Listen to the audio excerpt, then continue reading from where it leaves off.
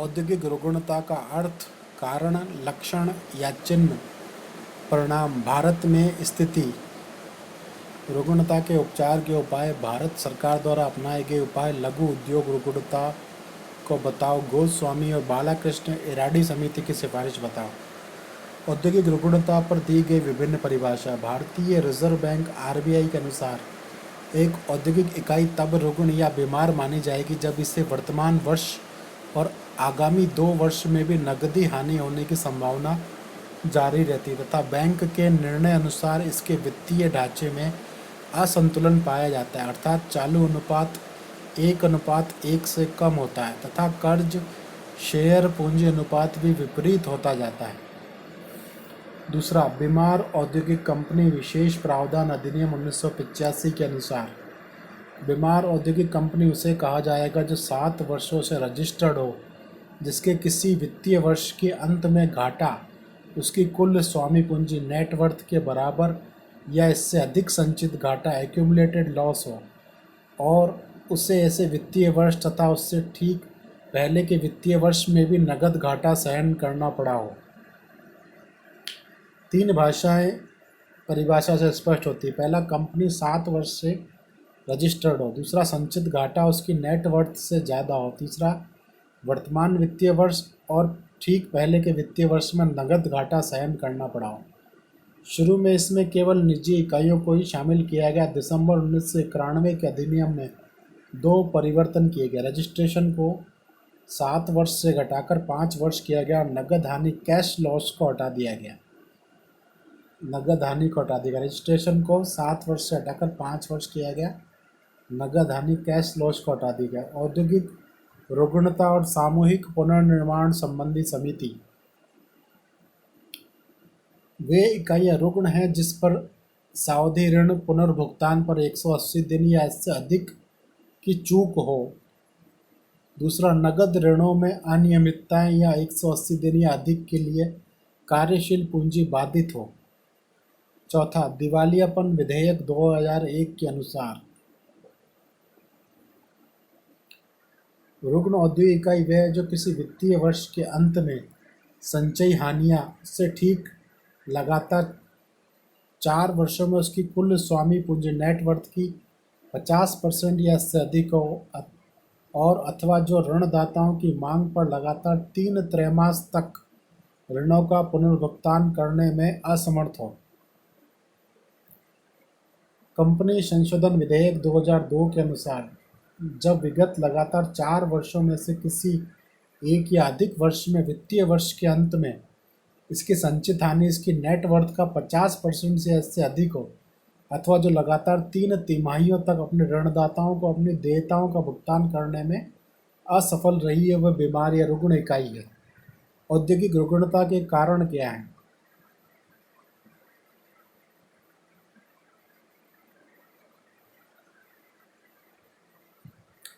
पहला, जन्मजात कारण। दूसरा, आंतरिक कारण। तीसरा, बाह्य कारण।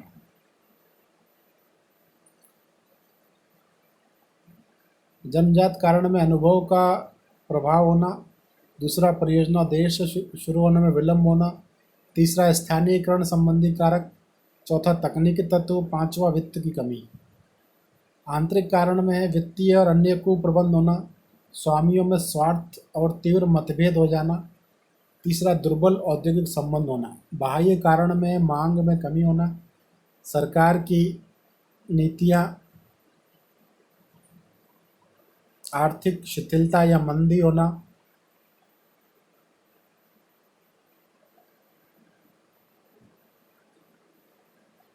शक्ति संकुचित होना, अंतर्राष्ट्रीय बाजार में परिवर्तन और क्रांतिकारी परिवर्तन। ये कुछ बाह्य कारण है जो औद्योगिक रुग्णता के कारण है। औद्योगिक रुग्णता के कारणों में कुप्रबंध, आंतरिक मतभेद, कोषों का दुरुपयोग और विपणन नीति का प्रभाव, ये प्रथम नंबर का कारण है जिससे औद्योगिक रुग्णता होती है। ये जो 52% है कुल कारणों का, कुल औद्योगिक रुग्णता कुल प्रतिशत 100% में 52% कारण का कारक ये है। दूसरा, बाजार में शिथिलता या मंदी होना, ये दूसरा प्रमुख कारण है। मांग में कमी या मंदी होना 23% है औद्योगिक रुग्णता का कारण। तीसरा है दोषपूर्ण प्रारंभिक नियोजन और प्राविधिक बाधाएं, ये तीसरा महत्वपूर्ण कारण है। 14% औद्योगिक रुग्णता इस कारण से होती है उद्योगों में। अन्य समस्याएं 2%। और पांचवा अन्य कारण जिसमें कच्चे माल ऊर्जा आपूर्ति में बाधाएं 9%, इससे औद्योगिक इकाई रुग्ण हो जाती है। औद्योगिक इकाई के बीमार पड़ने के लक्षण या चिन्ह क्या है? पहला, कार्यशील पूंजी प्रबंध के स्तर में गिरावट होना। दूसरा, बिक्री में क्रमशः कमी होते जाना। तीसरा, रोकड़ प्रबंध की समस्याएं होना, कैश प्रबंध की समस्या होना। चौथा, संपत्ति ढांचों के दोष होना। पांचवा, पूंजी ढांचे का दोष होना। छठा, वैधानिक दायित्वों की पूर्ति में कमी होना। सातवां, बैंक ग्राहक संबंधों में ह्रास होना। आठवां, अन्य लक्षण। औद्योगिक इकाई के बीमार होने के परिणाम क्या है? औद्योगिक रुग्णता के परिणाम क्या है? संसाधनों का दुरुपयोग होता है पहला। दूसरा, रोजगार पर बुरा प्रभाव पड़ता है। तीसरा, औद्योगिक अशांति। चौथा, अंतर्निर्भर इकाइयों पर विपरीत प्रभाव पड़ता है। पांचवा, विनियोजकों और उद्यमों पर बुरा प्रभाव पड़ता है। छठा, वित्तीय संस्थाओं पर बुरा प्रभाव पड़ता है। सातवां, सरकार पर वित्तीय भार पड़ता है। औद्योगिक रुग्णता या बीमारी के उपाय के उपचार के उपाय। पहला है अविलंब या तत्कालीन या अल्पकालिक उपाय, जिसमें रियायती वित्त देना, सरकारी सहायता देना, बृहत स्वस्थ इकाइयों का संविलियन करना, मर्जर करना। चौथा, समस्या निदान सहायता देना। पांचवा, प्रबंध में परिवर्तन कर देना। दीर्घकालीन उपाय है इसमें प्रोजेक्ट की जांच करना, प्रारंभ और उपरांत जांच करना, समन्वय की आवश्यकता। भारत में औद्योगिक रुग्णता को रोकने और दूर करने के लिए अपनाए गए उपाय। सरकार द्वारा किए गए उपाय या सरकारी नीति। सरकार द्वारा प्रबंध का अधिग्रहण कर लेना। दूसरा, राष्ट्रीयकरण कर लेना। सन 1985 के दौरान केवल 3 औद्योगिक उपक्रमों का ही राष्ट्रीयकरण संबंधित राज्य सरकार द्वारा किया गया, जबकि 1986 में 9 औद्योगिक कंपनियों का राष्ट्रीयकरण किया गया। 1991 के बाद निजीकरण की तरफ झुकान बढ़ गया और राष्ट्रीयकरण की तरफ कम हो गया। तीसरा, संविलियन, मर्जर और एकीकरण। भारत सरकार के द्वारा आयकर कानून की धारा 71A में संशोधन करके संविलियन की प्रक्रिया को सरल बनाया गया है। चौथा, सीड पूंजी योजनाएं। उचित समय पर पर्याप्त ऋण हेतु बैंकों द्वारा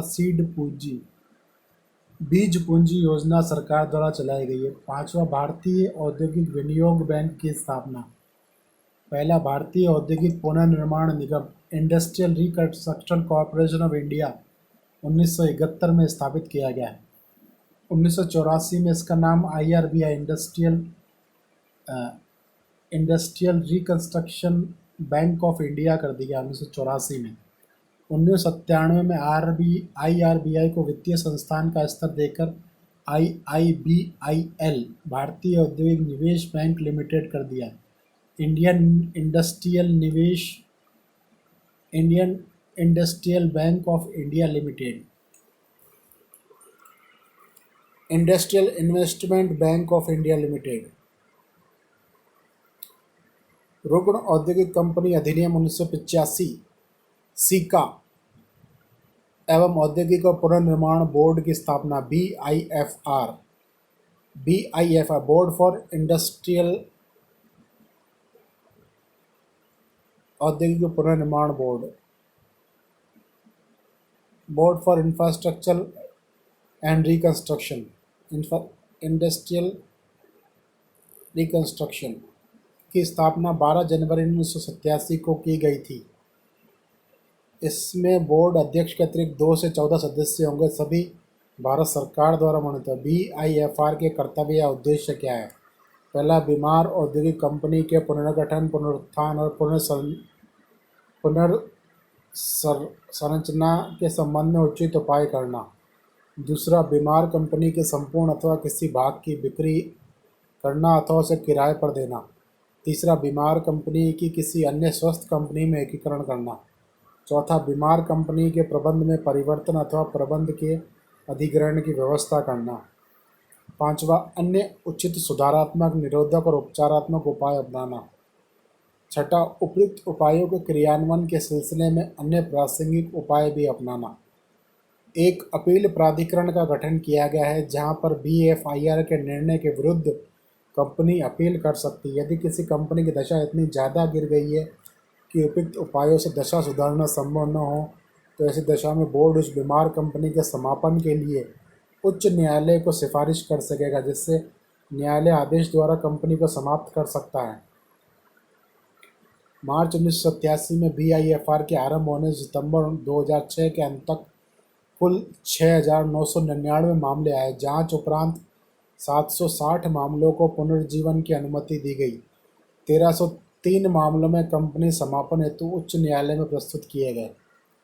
सारणी बीआईएफआर को सौंपे गए मामले सितंबर 2006, कुल प्राप्त मामले 6,999, खारिज मामले जांच उपरांत 1567, जांच के अंतर्गत मामले 12, जांच उपरांत रजिस्टर्ड मामले 5,412, पुनर्जीवन अनुमति वाले मामले 760, समापन हेतु उच्च न्यायालय को प्रस्तुत मामले 1303। राष्ट्रीय कंपनी लॉ ट्रिब्यूनल की स्थापना NCLT, national company law tribunal. Company संशोधन अधिनियम 2002 में नेशनल कंपनी लॉ ट्रिब्यूनल की स्थापना की गई। बालकृष्ण इराडी समिति की सिफारिश के अनुसार एनसीएलटी की स्थापना की गई। नेशनल कंपनी लॉ ट्रिब्यूनल का पूरा ध्यान रुग्ण इकाइयों की पुनर्स्थापना के स्थान पर उनके समापन की प्रक्रिया को तेज करने पर है। इस एनसीटीएल में SICA 1985, BIFR 1987, AAIFR appellate authority for industrial and financial reconstruction एवं सीएलबी कंपनी लॉ बोर्ड का अस्तित्व समाप्त हो जाएगा।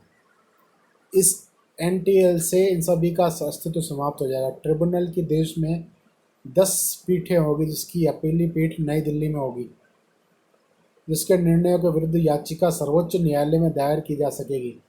इसके तहत एक इंसॉल्वेंसी फंड बनाया जाएगा जो रुग्ण कंपनियों की पुनर्संरचना करने, बंद करने, श्रमिकों की देयताओं का भुगतान करने, रुग्ण कंपनी की परिसंपत्तियों का संरक्षण करने में प्रयोग किया जाएगा। रुग्णता रोकने हेतु भारत के बैंकों द्वारा उपाय। व्यापारिक बैंक के कदम। पहला है रुग्ण इकाइयों को ऋण वापसी के लिए अधिक समय देना। दूसरा, कम दर पर ब्याज की वसूली करना। तीसरा, कार्यशील पूंजी की कमी को पूरा करने हेतु अतिरिक्त कार्यशील पूंजी की व्यवस्था करना।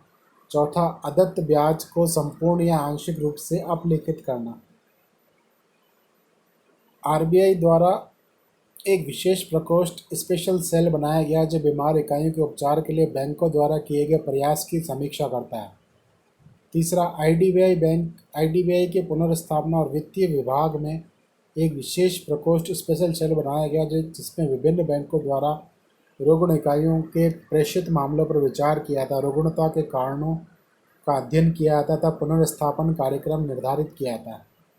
चौथा है, केंद्र सरकार द्वारा राज्यों के स्तर पर अंतर संस्था समन्वय समितियां स्थापित की गई जो बीमार इकाइयों के लिए 5 वर्ष तक मार्जिन मनी योजना का सुझाव देती है, जिससे आसान शर्तों पर न्यूनतम कोष उपलब्ध हो सकते हैं। SBI, state bank of India गुणात्मक प्रयास कर रहा है। पहला, अपने कर्मचारियों को पुनरुद्धार कार्यक्रम के विषय में कुशल प्रशिक्षण देने की व्यवस्था की गई है। दूसरा, एसबीआई सतर्कतापूर्वक और कमज़ोर औद्योगिक इकाइयों के वित्तीय मामलों पर नज़र रखता है। लघु क्षेत्र की बीमार और रुग्ण इकाइयाँ। भारत में कुल रुग्ण इकाइयों का 99% इकाइयों का संबंध लघु उद्योग क्षेत्र से है। कुल बैंक ऋण का केवल 26% ही लघु ऋण इकाइयों पर बकाया, बाकी 74% बड़ी औद्योगिक इकाइयों पर बकाया है, जो कि कुल रुग्ण इकाइयों का मात्र 1% है। यह उल्लेखनीय है कि रुग्ण कंपनी विशेष प्रावधान अधिनियम 1985 लघु क्षेत्र की रुग्ण इकाइयों पर लागू नहीं होता।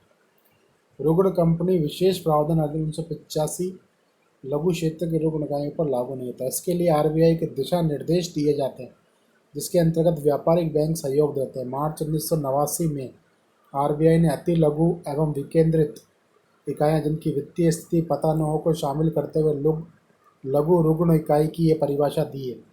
जो लगातार 1 वर्ष तक ऋण के ब्याज की किश्त या मूलधन की किश्त अदा करने में दोषी पाई जाए। दूसरा, जिससे जिसमें जिससे साख सीमा के संचालन में बैंक के साथ दृढ़तापूर्वक अव्यवस्था की हो। अप्रैल 1990 के बाद से लघु क्षेत्र की बीमार इकाइयों के पुनर्निर्माण का दायित्व सिडबी ने ले लिया, जो आरएफसी और आरडीसी के सहयोग से कार्य संपन्न करता है। लघु उद्योग क्षेत्र में रुग्णता का आकार 31 मार्च 2005 की स्थिति के अनुसार 1,38,041 इकाइयाँ रुग्ण थी, जिन्होंने बैंकों से ऋण लिया था और बैंक ऋणों की 5,380 करोड़ रुपए राशि बकाया थी। एक तथ्य उल्लेखनीय है कि रुग्ण लघु इकाइयों से संबंधित उक्त आंकड़े केवल उन इकाइयों से संबंधित है जो बैंक से ऋण लेती है। बैंक से जो ऋण नहीं लेती उनके आंकड़े नहीं हैं। आरबीआई द्वारा गठित एस.एल. कपूर समिति 1998 के अनुसार देश में स्थापित कुल लघु उद्योग इकाइयों में से मात्र 15 से 20% इकाइयाँ ही वाणिज्यिक बैंकों से ऋण प्राप्त करने जाती है। इसका मतलब लगभग 80% इकाइयाँ लघु उद्योग इकाइयाँ ऋण प्राप्त करने वाणिज्यिक बैंकों के पास नहीं जाती। विशेषज्ञों का अनुमान है कि कुल की 30% इकाइयाँ लघु इकाइयाँ रुग्ण हैं, यानी जो 20% इकाइयाँ लोन प्राप्त करने जाती है उसमें से भी 30% इकाइयाँ रुग्ण हैं, तथा इतनी ही इकाइयाँ बिना बैंक ऋण के अपना अस्तित्व बनाए हैं। इतनी इकाइयाँ बिना बैंक ऋण के ही अपना अस्तित्व, 30% ही अपना अस्तित्व बनाए बिना बैंक ऋण के। लघु उद्योग इकाइयों की रुग्णता के कारण क्या है? पहला, दोषपूर्ण नियोजन होता है। दूसरा, कार्यशील पूंजी अपर्याप्त होती है। तीसरा, संसाधनों का पुनरुपयोग होता है। चौथा, दोषपूर्ण विपणन व्यवस्था होती है। पांचवा, प्रबंधकीय कमजोरियां होती है। छठा, कार्यशील पूंजी को स्वीकृत करने में लगने वाला विलंब भी होता है। सातवां, अनुसंधान और विकास पर अपर्याप्त ध्यान देते हैं। आठवां, अक्षम वित्तीय नियंत्रण होता है। नौवां, सावधि ऋण और कार्यशील पूंजी की स्वीकृति में लंबा समय अंतर होता है। 10वां, पुरानी प्रौद्योगिकी और मशीनें होती है। 11वां, खराब औद्योगिक संबंध होते हैं। 12वां, संरचनात्मक अवरोध होता है। 13, कच्चे माल व अन्य आगतों में कमी होती है। 14, विद्युत कटौती होती है। भारत में 2006 में औद्योगिक रुग्णता की स्थिति सारणी से स्पष्ट होता है कि 1980 में 24,550 बीमार इकाइयाँ कुल थी, जिन पर 1808 करोड़ रुपए बकाया। 2006 में 1,31,553 बीमार इकाइयों पर 38,819 करोड़ रुपए बकाया थे। 2006 में लघु रुग्ण इकाइयाँ कुल रुग्ण इकाइयों की 98% थी, जबकि बड़ी और मध्यम केवल 2% थी।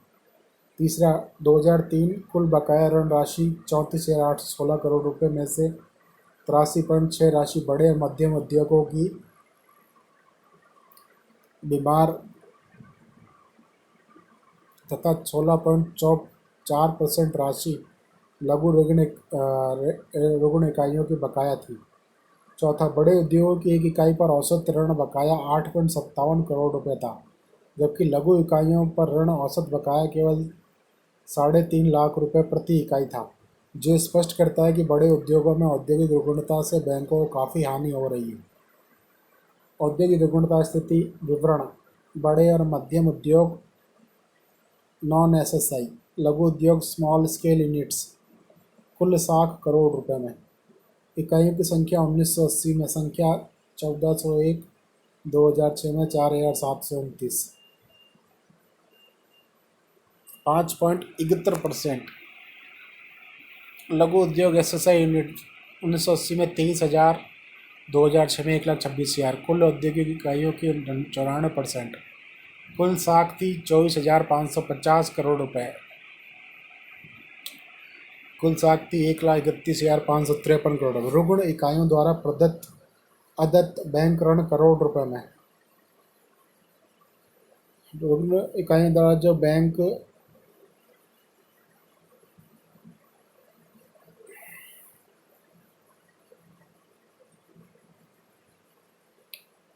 ऋण बैंक ऋण जो नहीं दिया गया, 1502 इकाइयाँ ऐसी थी जिनसे बैंक ऋण नहीं दिया गया।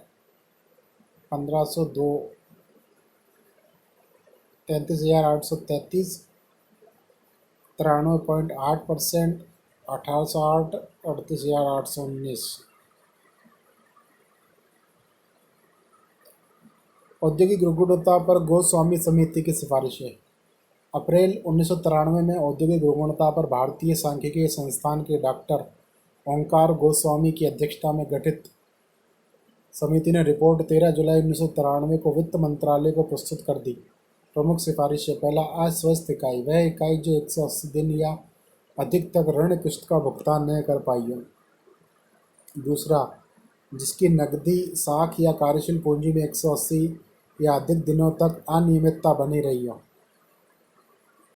दूसरा है 5 वसूली अधिकरण बनाने की सिफारिश जो 50 लाख से ऊपर के मामलों को देखे। तीसरा है मामलों के जल्दी निपटारे हेतु 5 बड़े नगरों में 5 fast track winding up tribunal स्थापना करने की सिफारिश। चौथा, अस्वस्थ इकाइयों को बंद करते समय या छटनी के समय सरकार की अनुमति की अनिवार्यता को समाप्त किया जाए। पांचवा, अस्वस्थ इकाइयों द्वारा BIFR में मामले दर्ज कराना अनिवार्य न होकर ऐच्छिक होना चाहिए, जिससे BIFR के बाहर मामला निपटाने के प्रयास किए जा सके। छठा, BIFR में पेशेवर और साथियों की संख्या बढ़ाई जानी चाहिए। कंपनी के दिवालियापन पर बालकृष्ण इराडी समिति की सिफारिश है। बालकृष्ण इराडी समिति ने अपने 31 अगस्त 2000 को प्रधानमंत्री अटल बिहारी वाजपेयी को रिपोर्ट सौंप दी। प्रमुख सिफारिशों में NCLT की स्थापना, नेशनल कंपनी लॉ ट्रिब्यूनल की स्थापना का सुझाव दिया, जिसमें सीका, BIFR, AAIFR को NCLT में मिलाने का सुझाव देकर इन्हें समाप्त करने का सुझाव दिया।